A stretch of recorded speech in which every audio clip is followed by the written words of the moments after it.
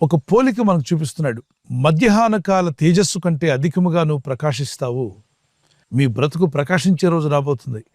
మీ జీవితాలు వెలిగింపబడే రోజు రాబోతుంది. మీరు మేలు పొందే రోజు, అభివృద్ధి పొందే రోజు కూడా రాబోతుంది.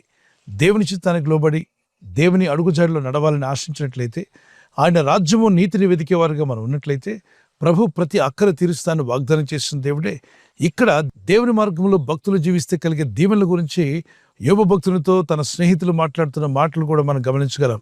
చూడండి, మధ్యాహ్నం సూర్య వెలుగు చాలా ప్రకాశవంతంగా ఉంటుంది. సాయంకాలం కన్నా ఉదయకాలం కన్నా మధ్యాహ్నపు వెలుగు చాలా ప్రకాశవంతంగా ఉంటుంది. అంతగా మీ బ్రతుకులను దేవుడు దీవిస్తా అంటున్నాడు. ఏదో ఉదయకాలం చీకట్లో కనబడినట్టు కాకుండా, ఏదో సాయంకాలం సూర్యుడు అస్తమించినట్టు కనబడినట్టుగా కాకుండా, మధ్యాహ్నపు వెలుగు ఎంత ప్రకాశవంతంగా ఉంటుందో అలాగే మీరు ప్రకాశించబోతున్నారు. ఆ విధంగా ప్రభు మిమ్మల్ని బలపరచగల శక్తివంతుడు ఆయన. అంతేకాకుండా దాని కింద